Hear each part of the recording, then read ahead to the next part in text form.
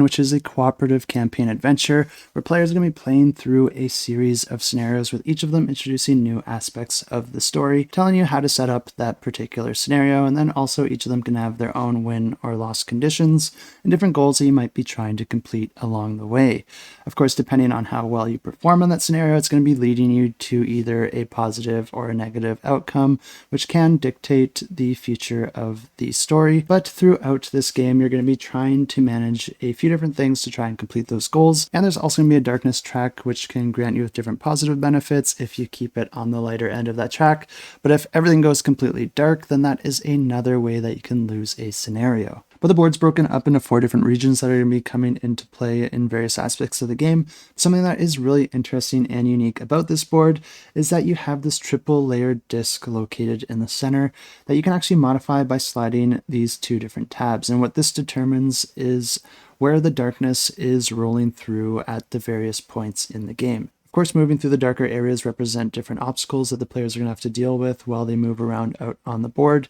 and moving through those areas is going to cost you more action points. So you want to try and manipulate the board in such a way that your players have more action points to spend on other actions that might help them with your objectives. Of course, there's going to be a lot more out on the board than what you're seeing here because there's going to be a bunch of different tokens that players can pick up for different items or resources that they can craft into items. And there's also going to be different locations and special locations that all offer different actions available to the players when they are located there. And players will be able to take advantage of this to do some basic things, but also some special things for that scenario. But each scenario plays over 4 chapters, which you're going to be tracking with these tokens in the center of the board. And at the start of each chapter, you're going to be triggering scenario-specific omens by drawing a number of omen cards from the omen deck. These are going to have a bunch of negative effects to the players, doing different things like spawning enemies out on the board. But after you've done all that, each of the players is going to be drawing these rune tokens from the rune bag and then rolling them out on the table.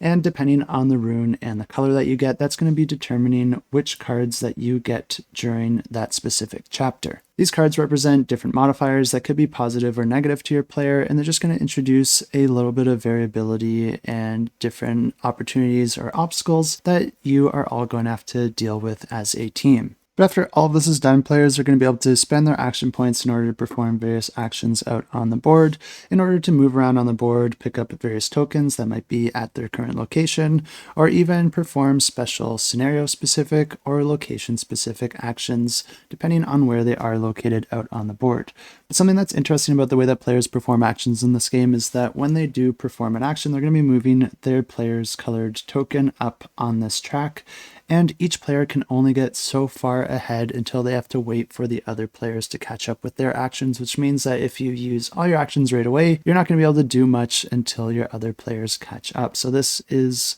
both a mechanism that balances the actions amongst the players, but also determines when the next chapter of that round is going to occur, because once all the players have made it to that specific location on this track, that's going to be triggering the next chapter, and you're going to be going through all that sequence events over again and dealing with the new omen cards that appear. As players move around this track and move through the different chapters, you're also going to be moving into a night phase, which can have different effects on the game depending on the scenario or depending on the cards that the players have. And then if you're able to reach the very end of the final chapter, then you're going to be going up against a final boss. Combat in this game is done using dice rolling, but of course you'll be able to use any of the items and gear that you found in order to help you in those battles. And in order to determine if you've landed a hit or dealt damage, or if you took damage, you're going to be comparing the results of your rolls to your opponents. The game continues like this until the scenario resolves based on its win or loss conditions, and then the players will be able to move into the next scenario. And if you are interested in this one, you can check it out. I'll have it linked in the description down below.